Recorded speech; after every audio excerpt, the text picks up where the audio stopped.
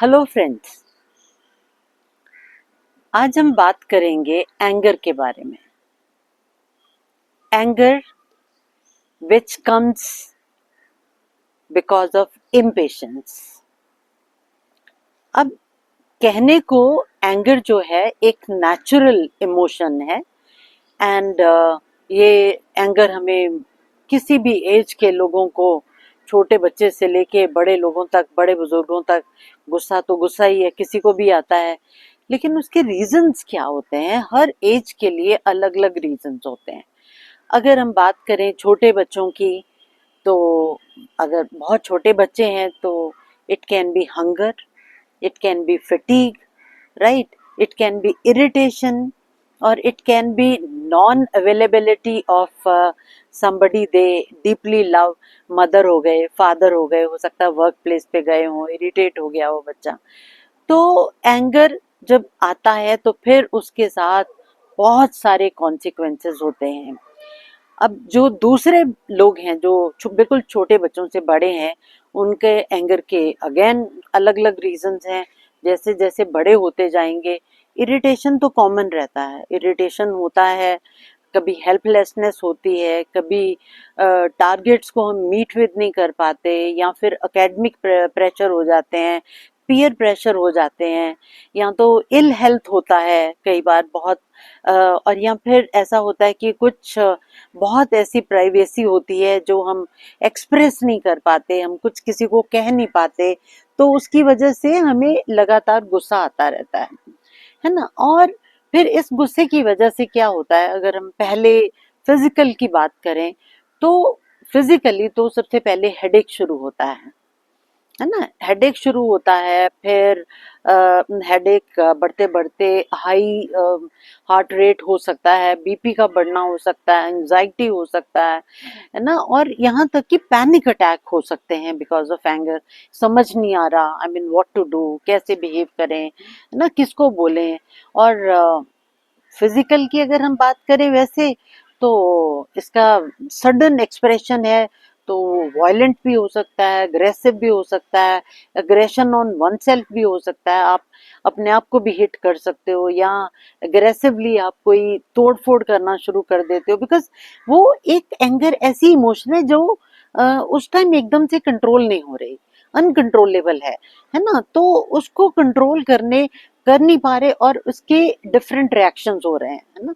आप जोर जोर से वर्बल, आपका एग्रेशन दिख रहा है, आप जोर जोर से बोल रहे हो, है ना, और जोर किसी को मतलब even some people start abusing, गालियां निकाल रहे हो, यू आर हर्लिंग अब्यूजेस, आपको पता ही नहीं है, you are not able to make out कि आप कौन सी जगह पे हो, आपको किस तरह की भाषा का प्रयोग करना है। तो ये इस तरह के इसके फिजिकल कॉन्सिक्वेंसेस होते हैं।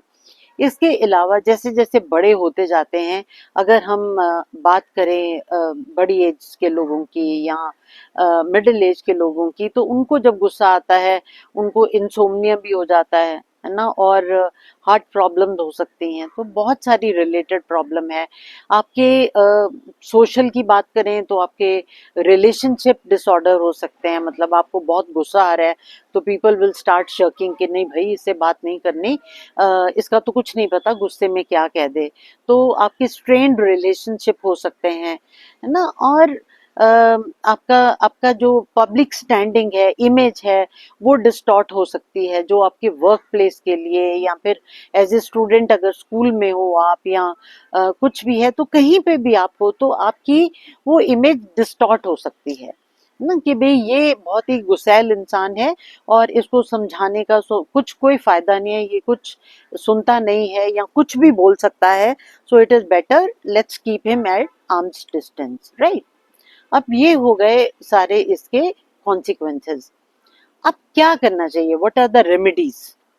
अब जैसे हमने बोला था कि प्राइमरी अगर हम एज लेते हैं तो उसकी रेमेडीज सबसे बड़ी तो यही है कि हम बच्चे का अटेंशन डाइवर्ट करें, है ना, उसको हम डाइवर्ट करके किसी तरह से उसको एंटरटेन करना शुरू करें, और अपने आप को हम काम करके फिर उसको काम करें, फिजिकली उसको कंफर्टेबल करें, हग करें, है ना, और उसको थोड़ा कोई ऐसी पसंद की चीज खाने को दें जिससे कि वो थोड़ा सूद आउट हो जाए, और अगर हम उससे बड़े की बात करें तो उसमें ये है कि जब कोई बहुत एंग्री है तो उसको हम मेडिटेशन करने को बोलें, उसको लंबे सांस लो, गहरे लंबे सांस लो, है ना। और फिर जब वो थोड़ा शांत हो तो उसको बोलें कि एक्सप्रेस करो, है ना। अगर आप नहीं बोल सकते तो you can write it down.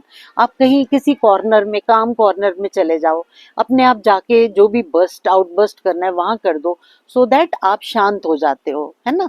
और फिर इसके अलावा कई बार जब बहुत ही कोई वायलेंट हो रहा है, एग्रेसिव हो रहा है, तो उसका तरीका सिर्फ यही है कि उसको हम क्लिनिकली उसको रिकमेंड करें कि आप कहीं ना कहीं काउंसलर के पास, साइकोलॉजिस्ट के पास जाके ये उनके पास बात करें। और जब उनसे डेट्स लेंगे और वो उनको उनके तरीके होते हैं, वो बात करते हैं। जैसे मैं भी एक काउंसलर हूँ, तो कोई मेरे पास आता है तो मैं फिर कैसे उससे पहले प्राइमरी इंट्रोडक्शन होती है, फिर बात करते हैं, फिर रीजन फाइंड आउट करते हैं, फिर उन रीजंस की प्रॉब्लम सॉल्विंग करते हैं। क्या प्रॉब्लम है उसको प्लग कर रहे हैं हम, है ना।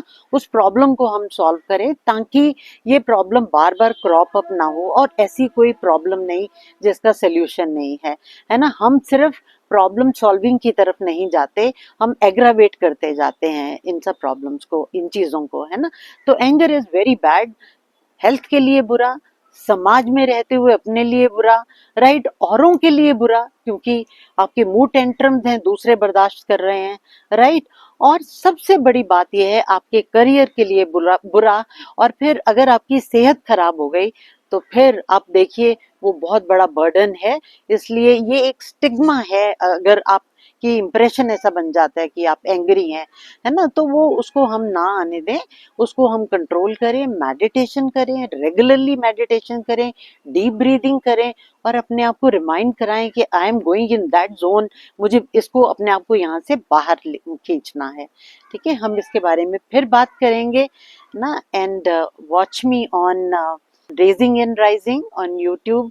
Please like, subscribe, share, and press the bell icon. Thank you so much.